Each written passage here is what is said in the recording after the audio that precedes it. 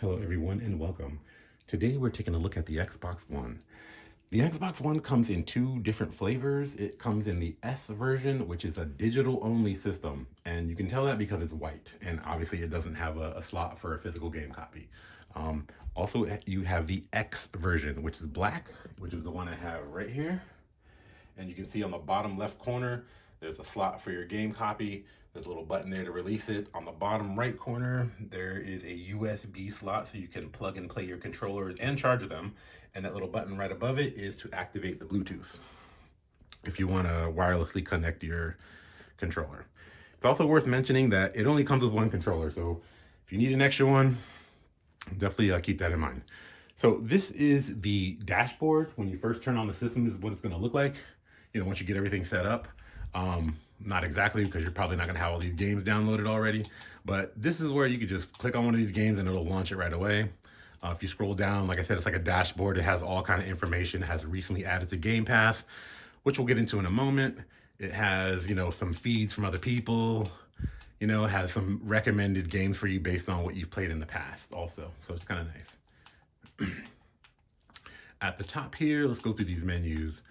My games and apps, it just basically shows you everything you've downloaded to your system. You can, check just the games, you can do the apps, or you can just see the full library. At the bottom left corner, it'll even show you how much free storage you have. In case you're like me and sometimes you have some inventory management issues, it'll allow you to kind of delete things and move them around.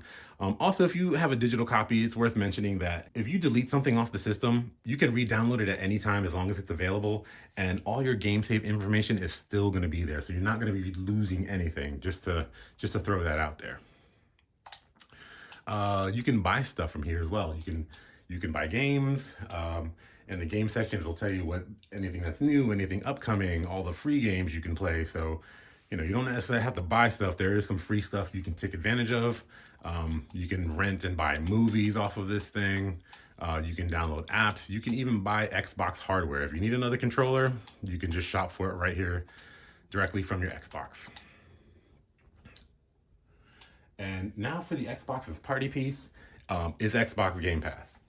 If you have this system, you definitely need Game Pass. Let's go into it. It has so many games that you can play. I think the catalog is over 100 games, and they're constantly adding new ones. Sometimes they take things away, but it's also worth mentioning that the games on Game Pass are not just like indie fluff games, not all of them anyway.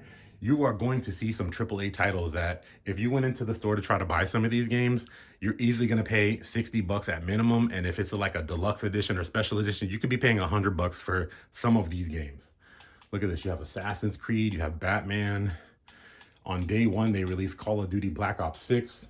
So you can play all these without any additional cost to your subscription. So there's a ton of games in here. Like I said, if you look all up and down this list, there is like crazy amounts of games. Forza, this came out on day one. You have all the Gears of War games, all the Halo games. For you old school players, you can play GoldenEye on here. Also, I don't know if you can see it, in the bottom right corner of each game, there's a little icon there. So some of them have a cloud, and some of them, like the GoldenEye there, has a little arrow. So what that means is if it has a cloud there, it's really cool because you don't even need to download it. You can just stream it right from the system. Like I could stream any one of these Halo games without downloading it and taking up memory on my hard drive. So that's really nice. So let's get into one of these things that you can actually see what it looks like, because the graphics are quite amazing. So this is Call of Duty Black Ops 6 that I have on here. And I just have it on here with my Terminator skin that I downloaded. So you can see the detail and how awesome this thing looks.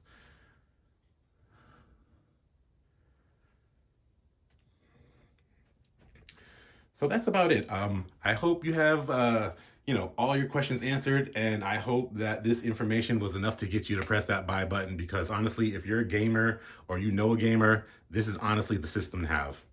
Thanks for watching.